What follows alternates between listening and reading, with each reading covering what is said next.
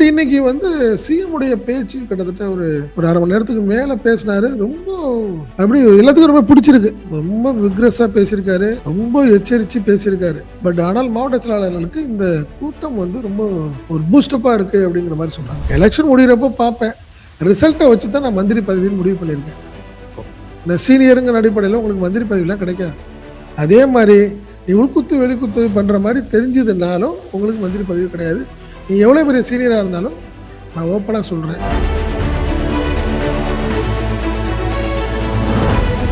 234 தொகுதிகள்லையும் ஸ்டாலின் தான் போட்டிடுறாரு நினச்சி ஒர்க் பண்ணுங்க. அதே மாதிரி அவரு இப்போ காக்கா பிடிச்சா சீட்டு கிடைச்சிடும், இவரை காக்கா பிடிச்ச சீட்டு கிடைக்கலாம் கிடையாது. எனக்கு யார் ஒர்க் பண்ணுறாங்கங்கிறதுக்கு டே டு டே ப்ராக்ரஸ் என் டேபிளுக்கு வருது. நீங்கள் மாணிக் தாக்கூர் இருக்கார், அவர் எம்பி, அவரோட சேர்ந்து தான் நீங்கள் எலெக்ஷன் ஒர்க் பார்த்தாகணும். அங்கே முரண்பாடு வரும், பிரச்சனைகள் வரும். இப்போ ஜோதிமணி இருக்காங்க, புரியுதுங்களா? இப்போ இவங்கெல்லாம் ஃபீல்டில் வந்தே ஆகணும். அவங்களோட தான் நீங்கள் சேர்ந்து ஒர்க் பண்ணி ஆகணும், பிரச்சாரம் பண்ணி ஆகணும், கூட்டம் நடத்தி ஆகணும். அவங்களை கூப்பிட மாட்டேன்னு சொல்ல முடியாது. அப்படி மாணிக் தாக்கூர் பேசும்போது விருதுநகர் திமுக மாவட்ட செயலாளர் கூட்டம் நடக்குதுன்னு வச்சுங்களேன், நிர்வாகிகள் கூட்டம், தேர்தல் கூட்டணி கட்சி தலைவர்கள் கூட்டம்னு ஏதாவது நடக்கும்போது ஏதாவது ஒருத்தர் வார்த்தை வேண்டாம், நேற்று வரைக்கும் நடந்தது நடக்கட்டும், நீங்கள் எல்லாம் ஒர்க் பண்ண பாருங்க, வழியை பாருங்கிற மாதிரி தானே.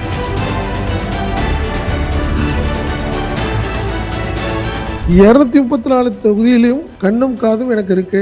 எல்லா தகவலும் தனிப்பட்ட முறையில் எனக்கு வரும். அதை மட்டும் மறந்துடாதீங்க அப்படிங்கிற மாதிரி ஒரு வார்த்தையும் சொல்லிருக்காரு. இன்னொரு வார்த்தையும் சொல்றாரு, தேவையில்லாம குழப்பத்தில் ஏற்படுத்தினீங்க, பிரச்சனையை ஏற்படுத்தினீங்க, என் காதுக்கு வந்தால் எவ்வளவு பெரிய பொறுப்புல நீங்க இருந்தாலும் சரி உங்களை நடவடிக்கை எடுப்பேன், அவங்க மேல நடவடிக்கை எடுப்பேன். அதுல மாற்று கருத்தே கிடையாது. எனக்கு கட்சி நலன் முக்கியம். ரொம்ப கான்பிடண்டா செந்தில் பாலாஜி பேசியிருக்காரு. கண்டிப்பா எங்களால் ஜெயிக்க முடியும், ஜெயிச்சு காட்டுறோம் அப்படிங்கிற மாதிரி ஒரு வார்த்தையை சொல்லியிருக்காரு. அது சிஎம்க்கு ஒரு பெரிய பூஸ்டப்பா இருந்தது. ரொம்ப சந்தோஷப்பட்டார் அப்படிங்கிறாங்க.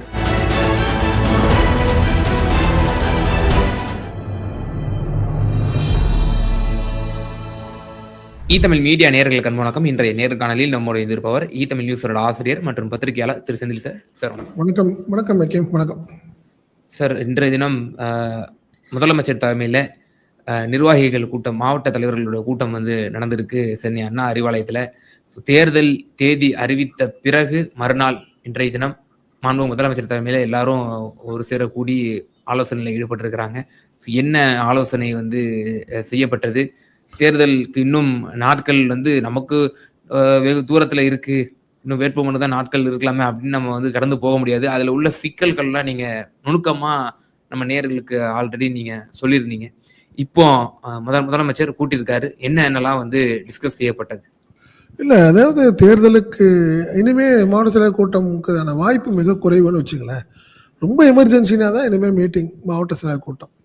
இன்னைக்கு மாவட்ட செயலர் கூட்டம் எம்எல்ஏக்கள் எம்பிக்கள் எல்லாம் கலந்துருக்கிறாங்க. இந்த கூட்டத்தில் கலந்துக்கிட்டாங்க. இது முழுக்க ஒரு advice for assembly poll elections அப்படிங்கிற மாதிரி தான் சிஎம் இன்னைக்கு பேச்சு இருக்கட்டும். அதே மாதிரி அவர் கூப்பிட்டு ஒரு 10-12 பேரை மட்டும் நிர்வாகிகளை கூப்பிட்டு பேச சொல்லியிருக்காரு. இது எல்லாமே பார்த்தீங்கன்னா ஒரு உண்மையிலேயே மாவட்ட செயலாளருக்கு ரொம்ப சந்தோஷமான ஒரு நிகழ்வாக இதை பார்க்குறாங்க.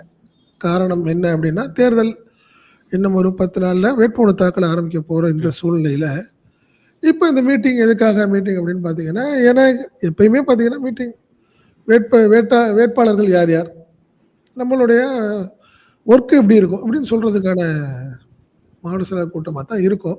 பட் இன்னைக்கு சிஎம் உடைய பேச்சு கிட்டத்தட்ட ஒரு அரை மணி நேரத்துக்கு மேலே பேசினாரு. ரொம்ப அப்படி எல்லாத்துக்கும் ரொம்ப பிடிச்சிருக்கு. ரொம்ப விக்ரஸாக பேசியிருக்காரு, ரொம்ப எச்சரித்து பேசியிருக்காரு.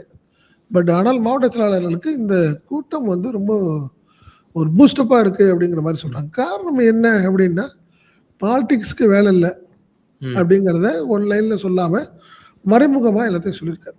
சீனியர் ஜூனியர்னு சொல்லிட்டுலாம் இருக்கிறதெல்லாம் வேலை இல்லை. எலெக்ஷன் முடிகிறப்போ பார்ப்பேன், ரிசல்ட்டை வச்சு தான் நான் மந்திரி பதவின்னு முடிவு பண்ணியிருக்கேன். இந்த சீனியருங்கிற அடிப்படையில் உங்களுக்கு மந்திரி பதவியெல்லாம் கிடைக்காது. அதே மாதிரி நீ உள்குத்து வெளிக்குத்து பண்ற மாதிரி தெரிஞ்சதுனாலும் உங்களுக்கு மந்திரி பதவி கிடையாது. நீ எவ்வளவு பெரிய சீனியரா இருந்தாலும் நான் ஓப்பனா சொல்றேன் அப்படிங்கிறதையும் சொல்லியிருக்காரு. அதே மாதிரி கேண்டிடேட்டுங்கிறது எல்லாம் என்னுடைய முடிவு தான், நான் யார்கிட்ட அந்த பொறுப்பை நான் தரல. அதே மாதிரி மண்டல பொறுப்பாளர்கள், தேர்தல் பொறுப்பாளர்கள்னு ஒவ்வொருத்தரும் இருக்கிறாங்க. அவங்கள எலெக்ஷன் ஒர்க்குக்காக தான் நான் அவங்கள போட்டிருக்கேனே ஒழிய கேண்டிடேட்டுக்கு அவங்களுக்கு சம்மந்தம் இல்லை, நீங்கள் முடிவு பண்ணிக்கங்க அப்படிங்கிறதையும் ஒரு வான் சொல்றாரு. அதே மாதிரி தெளிவாகவே 234 தொகுதிகள்லையும் ஸ்டாலின் தான் போட்டியிடுறாருன்னு நினச்சி ஒர்க் பண்ணுங்க. புரியுதுங்களா? அதே மாரி அவரு இப்போ காக்காவ புடிச்சா சீட்டு கிடைச்சிரும், இவரு காக்கா புடிச்ச சீட்டு கிடைக்கும்லாம் கிடையாது. எனக்கு யாரு ஒர்க் பண்றாங்கங்கிறதுக்கு டே டு டே ப்ராக்ரஸ் என் டேபிளுக்கு வருது.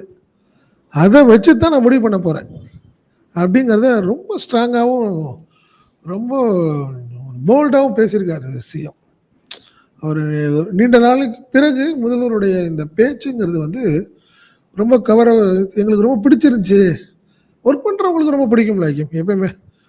ரொம்ப நல்லா ஒர்க் பண்றாங்க அப்படிங்கிறப்போ நல்லா ரொம்ப அப்ரிஷியேட் பண்ணி பேசியிருக்காரு. ஆமா. ரொம்ப நல்லாவே பேசியிருக்காரு கிம். அத வந்து திமுக இன்னைக்கு ஒரு பெரிய பூஸ்டப்பா மாவட்ட செயலாளர்கள் எல்லாமே இன்னைக்கு இறங்கி ஒர்க் பண்ண ஆரம்பிச்சிருக்கிறாங்க. இன்னைக்கு மீட்டிங்ல ரொம்ப நாள் கழித்து பொதுச்செயலாளர் கலந்துருக்கிறார். ரொம்ப வீக்கா இருந்தாரு அப்படின்னு சொல்றாங்க துரைமுருகன். ரொம்ப நாள் கழிச்சு. அதுல ரொம்ப நாள் கழிச்சு நம்மளும் பார்த்தோம் ஊடகங்கள் ஆமா, வாயிலாக. ரொம்ப ஆமா, மெலிந்த தோற்றத்துடன் அவர் வந்து காட்சி ஆமா. அளித்தார். அவர் ஏற்கனவே அவருக்கு வந்து அந்த பிரீத்திங் ப்ராப்ளம் இருக்கு அவருக்கு. நுரையீரல் பிரச்சனைகள்லாம் இருக்குன்னு வச்சுங்களேன். ட்ரீட்மெண்ட்ல இருக்காரு. பட் இன்னைக்கு கூட்டம் வந்து ஒரு கிட்டத்தட்ட ஒரு முக்கியமான கூட்டம். அதான் நம்ம சொல்ற மாரி, இதுக்கு அடுத்து மாவட்ட செயலர் கூட்டம் வாய்ப்பு இல்ல. 2026 சட்டமன்ற தேர்தல் முடிஞ்சதுக்கு அப்புறம் தான் கூட்டம் இருக்கும். வெற்றி விழா கூட்டமா தான் இருக்கும் அது. ஏன் ம். நான் சொல்றேன்னா, இனிமே வந்து ரொம்ப எமர்ஜென்சியா இருந்தா தான் பண்ணுவாங்க. இல்லன்னா பண்ண மாட்டாங்க. மாவட்ட செயலர் கூட்டம்லாம் கிடையாது. எடப்பாடி பழனிசாமி மாசத்துக்கு ஒரு மாவட்ட செயலர் கூட்டம் நடத்திட்டு இருந்தாரு. அதுவும் காரணமோட வரணும்ல. மீட்டிங்னா ஒரு ஏதோ ஒரு விஷயம் இருக்கணும். மெசேஜ் இருக்கணும் மீட்டிங்க்குன்னு வச்சுங்களேன். அதுதான் வந்து ஒரு விஷயம். அந்த கூட்டணி கட்சிகள் விஷயத்திலயும், குறிப்பா காங்கிரஸ் விஷயத்திலயும் ஒரு மறைமுகமா காங்கிரஸ்ன்னு ஒரு சொல்லாம, கூட்டணி கட்சிகளோட நம்மளோட மனஸ்தாபம்லாம் கூட இருந்திருக்கலாம். அது எல்லாத்தையும் மறந்துட்டு நம்ம வேலை பார்க்க ஆரம்பிக்கணும். அப்படிங்கிறதையும் மறைமுகமா சொல்லி அட்வைஸ் பண்ணியிருக்காரு ஹக்கீம். ஆமா. இப்போ இந்த எச்சரிக்கை எதற்காக விட வேண்டும்? அப்படிங்கிற ஒரு கேள்வி வரும். ஆமா. அப்போ அப்போ வந்து நீங்க கூட்டணி கட்சிகள் அந்த அளவுக்கு வந்து பிரச்சனை பண்ணிட்டாங்களா? திமுக தொண்டர்கள டிஸ்டர்ப் பண்ணிட்டாங்களா? அப்படிங்கிற ஒரு கேள்வி தானே அப்போ இதுல வந்து எழத் தோன்றுது. இல்ல எழ தோன்றதுங்கிறத தாண்டி ஒரு விஷயம். ஏற்கனவே நீங்க வந்து இப்பதான் எப்பயுமே ஒரு மலர் இருக்கு. மலர வந்து கசக்கி மோந்து பார்க்கக்கூடாதும்பாங்க. புரியுதுங்களா? அந்த மாரி தான்.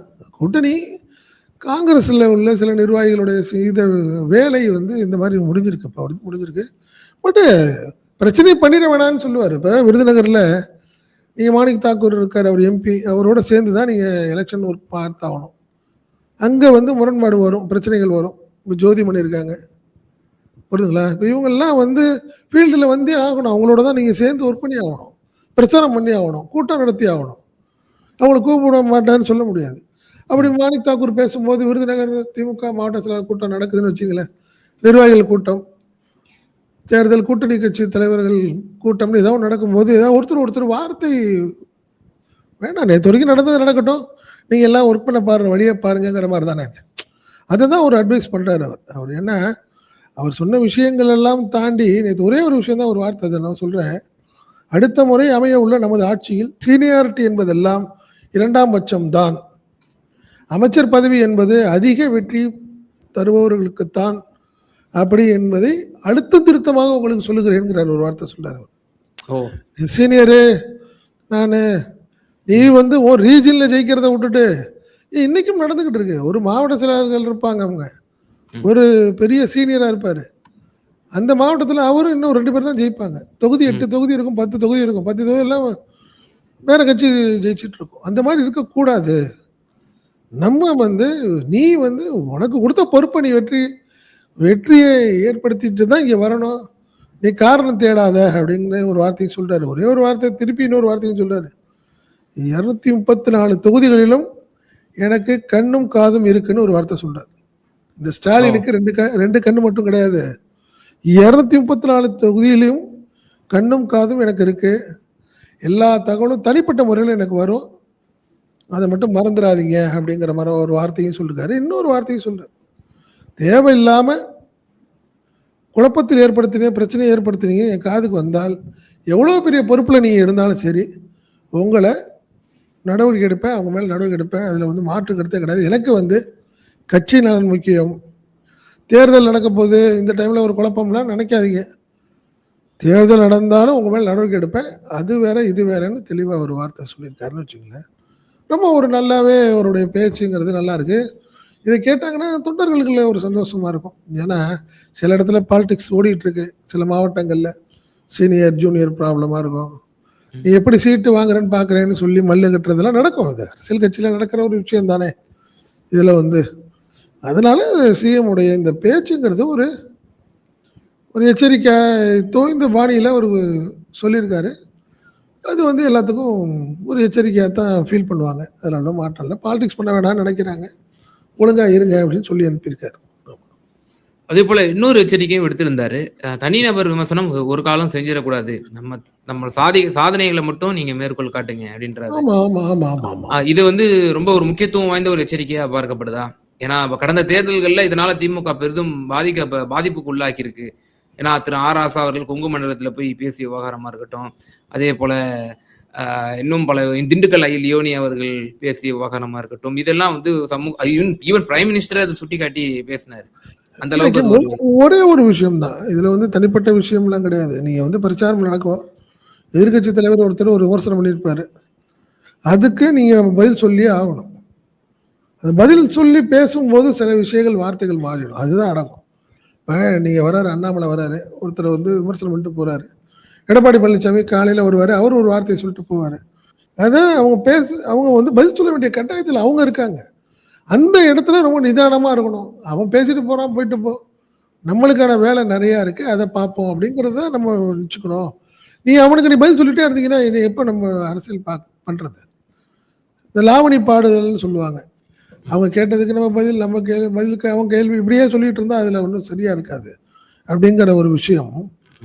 இந்த மீட்டிங்ல வந்து இன்னொரு விஷயம் தெளிவா பண்ணியிருக்காரு. என்ன பண்ணியிருக்காரு?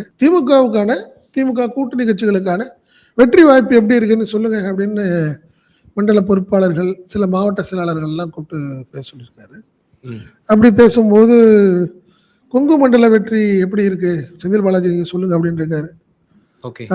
ஆமா, செந்தில் பாலாஜி பேசும்போது, கடந்த முறை எங்களுக்கு கொங்கு மண்டலத்தில் 13 தொகுதிகளை மட்டும் தான் திமுக ஜெயிச்சுச்சு. 41 தொகுதிகள்ல 13 தொகுதி வந்துச்சு. பட் இந்த முறை கண்டிப்பா நாங்க கூடுதல் கவனம் செலுத்தி ஜெயிப்போம். இன்னும் சொல்லப்போனால், உங்களுக்கு எந்த அளவுக்கு டெல்டா உங்களுக்கு எந்த அளவுக்கு உங்களுக்கு பாதுகாப்பாவோ, ஒரு பெரிய கோட்டையா இருக்கவோ, அதே ஒரு சூழ்நிலையை நாங்க ஏற்படுத்துவோம் அப்படின்னு ஒரு வார்த்தைய சொல்லியிருக்காரு. கொங்கு அதாவது டெல்டாக்கு ஈக்குவலா கொங்கு மண்டலத்தையும் நாங்க வந்து திமுக கோட்டைன்னு கொண்டு வர அளவுக்கு நாங்க கொண்டு போவோம். அதுல ஒண்ணும் மாற்று கருத்தே கிடையாது. அப்படின்னு ரொம்ப ஒரு என்ன ஒரு பெரிய டாஸ்க் அது. சாதாரண விஷயம் கிடையாதுன்னு வச்சுக்கங்களேன். 41 தொகுதின்னு வைங்க. அந்த 41 தொகுதிங்கிறது கடந்த முறை 13 தொகுதிகள் தான் ஜெயிச்சிருக்காங்க. பட் நீ மினிமம் ஒரு 30 தொகுதி ஜெயிச்சீங்கன்னா தான் அடுத்த கட்டத்துக்கு கோட்டைன்னு சொல்லணும். நீங்க ஆனா அங்க அப்படி கிடையாது. நீங்க வந்து பார்த்தீங்கன்னா, டெல்டால 41 தொகுதியில 37 தொகுதி திமுக ஜெயிச்சுச்சு. டெல்டால. பட் இங்க அப்படி கிடையாது. 13 தான் ஜெயிச்சிருந்துச்சு திமுக. ஸோ இந்த முறை கடுமையா நாங்க வந்து முயற்சி பண்ணுவோம் அப்படிங்கிறத சிஎம் வந்து ரொம்ப ஒரு அப்ரிஷியேட் பண்ணியிருக்காரு. வேற என்ன ரொம்ப கான்ஃபிடென்ட்டா செந்தில் பாலாஜி பேசியிருக்காரு. கண்டிப்பா எங்களால ஜெயிக்க முடியும். ஜெயிச்சு காட்டுறோம் அப்படிங்கிற மாரி ஒரு வார்த்தைய சொல்லியிருக்காரு. அது வந்து சிஎம்க்கு ஒரு பெரிய பூஸ்டப்பா இருந்தது. ரொம்ப சந்தோஷப்பட்டாரு அப்படிங்கிறாங்க. கரெக்ட்டா சொல்லி முடிச்ச உடனே செந்தில் பாலாஜி சொல்லி முடிச்ச உடனே டெல்டா பொறுப்பாளர் நேரு சரி. எழுப்பி பேச சொல்லியிருக்காரு. எப்படின்னா ஏற்கனவே நம்மளுக்கு டெல்டால நாங்க நல்லா இருக்கு. எங்களுக்கு பண்ணியிருக்கிறோம் நம்ம. அதனால அதே தொடர்ந்து நாங்க மெயின்டெயின் பண்ணிக்குவோம். அப்படிங்கிறத நேரு சொல்லி முடிச்சிருக்காரு. அதுக்கப்புறம் சென்னை மண்டல பொறுப்பாளர் முன்னாள் மத்திய அமைச்சர் ராசாட்ட பேசியிருக்காரு. அது எப்படி இருக்கும் அப்படிங்கிற மாரி. பட் கண்டிப்பா நம்மளுக்கு ஒரு பெரிய சவால் தமாகான்னு சொல்றாங்க. நம்ம கடுமையா ஒர்க் பண்ணுவோம். கடந்த முறை 100% நம்ம திமுக வந்திருக்கு. ம். சென்னை மண்டலம். பட் இந்த முறையும் அதே நாங்க தக்க வச்சுக்கிறதுக்கு, அதற்கான ஒர்க் எல்லா வேலையும் நாங்க பார்த்துட்டு இருக்கோம். பெரிய லெவல்ல பார்த்துட்டு இருக்கோம். அதில மாற்றம் இல்ல. நீங்க வந்து சென்னை மண்டலத்தில வந்து நம்மளுக்கு ஒரு மைனஸ் ஆயிடுங்கிறத நினைக்காதீங்க. கண்டிப்பா நாங்க ஜெயிச்சு காட்டுவோம் அப்படிங்கிற மாரியும் அவரு ஒரு வார்த்தை சொல்லியிருக்காரு. அவர் பேசியிருக்காரு. சார், இப்போ முதலமைச்சர் இப்ப 234 தொகுதிகளிலும் அல்லது குறைந்தபட்சம் எல்லா மாவட்டத்திலும் கவர் பண்றதுல சில சிக்கல்கள் இருக்கும். ஏன்னா நேரம் இன்மை இருக்கு. இந்த ஆமா, அனௌன்ஸ்மென்ட்ல அப்படின்னு சொன்னீங்க. அப்ப அது ஆமா. எப்படி வந்து முதலமைச்சர் எதிர்கொள்ள போறாரு? ஏன்னா முதலமைச்சர் தான் வந்து ஒரு அவரு தான் முதல்வர் வேட்பாளர். அவரு தான் வந்து இந்த தலைவர் இந்த கூட்டணிக்கு. இல்ல அவருதான் முன்னிலைப்படுத்தி தேர்தல் நடத்த போறாங்க. ஸ்டேஜ் தெளிவா முன்னாடியே பண்ணிட்டாரு. மண்டல பொறுப்பாளர்னு போட்டாரு. இப்ப கொங்கு மண்டலம் செந்தில் பாலாஜி இருக்காரு. அவர் பார்த்துட்டு இருக்காரு. ஒவ்வொரு தொகுதியும் ஃபாலோ பண்ணிட்டு இருப்பாரு. பட் அங்க வந்து பாத்தீங்கன்னா கண்டிப்பா சிஎம் உடைய ஒரு மாவட்டத்துக்கு ஒரு கூட்டமா தான் இருக்கும். சிஎம்முக்கு நான் அப்படிதான் பார்க்குறேன். காலையில ஒண்ணு, மதியானம் ஒண்ணு. அந்த மாரி அவர் பண்ணா தான் அவர் கவர் பண்ண முடியும். சிஎம்ம பொறுத்த வரைக்கும். ஒரு மாவட்டத்துக்கு. அதாவது 10 தொகுதி, 8 தொகுதி. அதுக்கு ஒரு மீட்டிங் அப்படி வச்சுருவார். அதுல ஒண்ணும் மாற்றம் இல்ல. அந்த கூட்டத்த அப்படி நடத்திடுவாரு. பட் உதயநிதி இருக்கார்ல, ம். துணை முதல்வர் இளைஞர் அணி செயலாளர். அவர் வந்து கண்டிப்பா எல்லா தொகுதிக்கும் டிராவல் பண்ணுவாரு அப்படின்னு தான் நினைக்கிறேன் நானு. ஏற்கனவே திமுக கிட்டத்தட்ட ஒரு 6 மாசத்துக்கு முன்னாடியே உங்களுக்கு எலெக்ஷன் ஒர்க் ஆரம்பிச்சிச்சு. அதுலலாம் மாற்றம் இல்ல. அது வந்து அவங்களுக்கு ஒரு பெரிய பூஸ்டப்பா இருக்கும். இந்த 12 நாள், 13 நாள் பிரச்சாரம்லாம் வந்து திமுகவுக்கு வந்து பெரிய லெவல்ல ஒரு பாதிப்பை ஏற்படுத்தாதுன்னு நான் நினைக்கிறேன். ஏன்னா அது இல்லாம நட்சத்திர பேச்சாளர்கள்னு நிறைய பேர் வச்சிருக்கிறாங்க அவங்க. அவங்களுடைய பிரச்சாரங்கள் அவங்க இந்நேரம்லாம் அந்த ஒர்க் பண்ணிட்டு இருக்கும் திமுக. பக்காவா ஒர்க் பண்ணியிருக்கும்னு வச்சுக்கோங்களேன். பட் அதே மாதிரி நீங்க தென்மண்டலம்னு எடுத்துக்கிட்டிங்கன்னா கனிமொழி இருக்காங்க அவங்க. ஏன்னா அவங்க எம்பிங்கிறதுனால அவங்க தொகுதி கிடையாது. அதனால தைரியமா அவங்க கிட்டத்தட்ட மண்டலம் முழுக்க அவங்க பிரச்சாரம் பண்ணுவாங்க. இடையில உதயநிதி வருவாரு. அதே மாதிரி சிஎம் உடைய இந்த மாதிரி ஒவ்வொரு இதுலயும் ஒரு ஆள் விஐபிஸ் போட்டு வச்சிருக்கிறாங்க சிஎம். அதனால அவர் டைரக்டா ஒவ்வொரு தொகுதியும் போக முடியாதுதான். உண்மைதான். 234 தொகுதியும் போக முடியாது. பட் 234 தொகுதியும் 20ஆ பிரிச்சுக்கலாம். வாய்ப்பு இருக்கு. இல்லைன்னா 25ஆ பிரிச்சுக்குவார் அவர். ஒரு 10 தொகுதிகளுக்கு ஒரு ஏரியான்னு வச்சு அங்கே பிரச்சாரம் இருக்கும். அதே மாதிரி ரோட் ஷோஸ் இருக்கும் கண்டிப்பாக. அவர் அங்கங்கே 5 நிமிஷம் வேன்லேயே உட்காந்து 2 நிமிஷம் பேசிட்டு போவாங்கல்ல, அந்த மாதிரி பேசுறதுக்கான வாய்ப்பு அதிகம். ரூரல் பகுதிகள் எல்லாம் வந்து இந்த மக்கள் கிராம சபை கூட்டம் கடந்த 2021 நடத்தினாங்க. அது வந்து இப்ப கண்டினியூஸ் பிரச்சாரமா இருந்துச்சு. இப்ப இந்த முறை அதுக்கு வாய்ப்பு இருக்கா? அதுக்கு இல்ல நேரம் நமக்கு நாமேங்கிற ஒரு நமக்கு நாமேவும் சரி. அதே போல 2021லயும் அதே போல ஒரு கிராம சபை அது இப்பெல்லாம் வாய்ப்பு இல்லை. அது வாய்ப்பு இல்லை. அதெல்லாம் மினிமம் ஒரு 40 டேஸ் வேணும் தேவைப்படும். பட் இப்ப இல்லை. ஏன்னா இப்ப தலைவரா இருக்காரு. தலைவரா இருக்கும்போது இன்னும் கூட்டணி பேச்சுவார்த்தை முடிக்கணும். கேண்டிடேட் செலெக்ஷன் இருக்கு, நேர்காணல் இருக்கு. இதெல்லாம் முடிக்கிறதுக்கே அவருக்கு டைம் ஆயிடும். அதுல மாற்றம் இல்லைன்னு வச்சுக்கலாம். இதை முடிச்சுட்டு அடுத்த கட்டமா பிரச்சாரம் போவாரு. பிரச்சாரம் தான் நம்ம ஏற்கனவே சொன்ன மாதிரி 25 இடங்கள்ல வச்சுக்குவாங்க அவங்க. அவர் பார்த்துக்குவாரு. பட் அது தவிர்த்த இடங்கள்ல உதயநிதி பார்த்துக்குவாரு. அப்புறம் மண்டல பொறுப்பாளர்கள் இருக்காங்க, நட்சத்திர பேச்சாளர்கள் இருக்காங்க, எம்பிக்கள். இந்த மாதிரி ஸ்டெப் பை ஸ்டெப் பண்ணிக்குவாங்க. தொய்வு இல்லாம பார்த்துக்கும் திமுக. அதனால மாற்று கருத்து கிடையாதுன்னு. 2வது கூட்டணி கட்சிகள் பலமா இருக்கு. நீங்க ஒருத்தரும் பார்த்தீங்கன்னா முஸ்லீம் லீக் இருக்காங்க. என்ன ஆட்டோமேட்டிக்கா மனிதநேய மக்கள் கட்சி. நீங்க முஸ்லீம் ஏரியாக்கள்ல ஈஸியா பண்ணிக்குவாங்கன்னு வச்சுக்கோங்களேன். அங்கங்க ஆட்கள் ஃபிக்ஸ் பண்ணிக்குவாங்க. இதுக்கப்புறம் மதிமுக அவர் இருக்காரு, பொதுச்செயலாளர் வைகோ இருக்கிறாரு, என்ன திருமாவளவன் இருக்காரு. அவங்களாம் எலெக்ஷன் நிக்க போறது இல்லை. ஸோ அவங்கெல்லாம் டிராவல்ல சுத்தமா இருப்பாங்க. வரிசையா வந்துட்டே இருப்பாங்கன்னு வச்சுக்கோங்களேன். அடுத்தது காங்கிரஸ் தலைவர்கள் இருக்காங்க. கமலஹாசன் இருக்காங்க. ஸோ இந்த மாதிரி விஷயங்கள் தேமுதிக இருக்கு, விஜயகாந்த், ஒரு சுதீஷ் இருக்காரு, பிரேமலதா இருக்காங்க, அதே மாதிரி பிரபாகரன் இருக்காரு. இப்படி வரிசையாக எல்லா இடங்கள்லையும் அவங்களுக்கு நிறைய பேர் ஆட்கள் இருக்காங்க. அப்படி பார்க்கும்போது உங்களுக்கு ஏடிஎம்கேயோட கம்பேர் பண்றப்போ திமுகவுக்கு பிரச்சாரத்துக்கு டைம் தான் இல்லாமல் இருக்கும். விஐபி வந்துட்டே இருப்பாங்க. காலையில ஒருத்தர், மத்தியானம் ஒருத்தர், சாயங்காலம் ஒருத்தர்னு ஒரு நீங்க வந்துட்டே இருப்பாங்கன்னு வச்சுக்கோங்களேன் பிரச்சாரத்துக்கு. அதனால அதுல எந்த தோய்வதுக்கும் வாய்ப்பு இல்லை. அதனால திமுக வந்து 200+ ஒரு இலக்கோட போயிட்டு இருக்கிறத பார்க்கும்போது அவங்களுக்கு ஒரு மிகப்பெரிய சவாலா இருந்தாலும் கூட அந்த சவாலில் அவங்க ஜெயிச்சிருவாங்க அப்படிங்கிற ஒரு நம்பிக்கையை திமுக அப்பப்போ அவங்க கட்சிக்காரங்களுக்கு ஏற்படுத்திக்கிட்டே இருக்கு. அதனால மாற்றம். இப்போ அந்த கரூர் விவகாரத்துல எல்லாம் இந்த கான்ஸ்பிரன்சி தியரிஸ் எல்லாம் சொல்லிட்டு இருக்கிறாங்க. ஆனால் இந்த அஇஅதிமுக ஆட்சி காலத்தில் இருந்தபோது முதலமைச்சர் அவர்கள் இப்ப நீங்க சொன்னது போல மக்கள் அந்த நமக்கு நாமே பயணமா இருக்கட்டும், அதே போல இன்னொரு பயணம் அந்த மக்கள் கிராம சபை கூட்டமா கூட்டியதா இருக்கட்டும், இது எல்லாம் வந்து முதல்வருக்கு அப்போது எதிர்கட்சி தலைவருக்கு எப்படி எல்லாம் வந்து இம்சை கொடுத்தார்கள் எதிர்கட்சியினர் அப்படிலாம் நம்ம கண்கூடா பார்த்தோம். குறிப்பா சவாலாக இருக்கக்கூடிய பகுதிகளில் கோவையிலே அப்படி ஒரு மக்கள் கிராம சபை கூட்டத்தை போட்டார். வேலுமணி அவர்கள் திட்டமிட்டு ஒரு பெண்மணியை அனுப்பி அந்த இடத்துல திமுக கேப் அணிய வச்சு திமுக யூனிஃபார்ம் போட வச்சு முதல்வருக்கு எதிராகவே வந்து பேச வச்சு இது பிரச்சனை பண்ணாங்க. பிறகு அவர் வெளியே போனதுக்கப்புறம் போன்ல வந்து பேசினாங்க. வேலுமணி தான் வந்து இது பண்ணாரு, கோஆர்டினேட் பண்ணாரு. அப்போ இந்த மாதிரியான நெருடல்களும் வரும். அப்போ இது கண்டிப்பா. முதலமைச்சர் பார்த்து ஹேண்டில் பண்ணிடுவாரு. அடுத்த கட்ட தலைவர்கள் அவர்களுக்கு இது போல ஒரு நேரிட்டால் அவர்கள் பக்குவப்பட்டு ஹேண்டில் பண்ணுவாங்களா? அதுதான் உதாரணத்துக்கு சொல்லணும்னா திருமாவளவன் அவர்கள் கோர்ட் வாசல்ல வண்டி எடுத்து வரும்போது திடீர்னு ஒருத்தர் வண்டி வச்சு மோதிட்டாரு, வழிமறிச்சிட்டாருங்கிறதுக்காக திருமாவளவனே அவ்வளவு மெச்சூரிட்டியான லீடர் அவரே வந்து ஒரு மாதிரி ரியாக்ட் பண்ணிட்டாரு. சும்மா 2 தட்டு தட்டினானுங்க பசங்க அப்படின்னு சொல்லி கோவப்பட்டார். அப்படிப்பட்ட ஒரு சம்பவங்கள்லாம் இருக்கு. எதிரிகள் உணர்ச்சிகளை தூண்டுவாங்க. அது எப்படி? இல்ல இனிமே பெரிய ஒரு விஷயம் இருக்கு. மெச்சூரிட்டியே இல்லாத ஒரு கூட்டம் ஒண்ணு இருக்கு. இந்த எலெக்ஷன்ல புதுசா வருது. என்ன கொடிய காட்டிடுறது, திடீர்னு கேள்வி கேட்கறது, இதெல்லாம் அவங்களுக்கு பெரிய ஹீரோயிசமா இருக்கும் அவங்களுக்கு.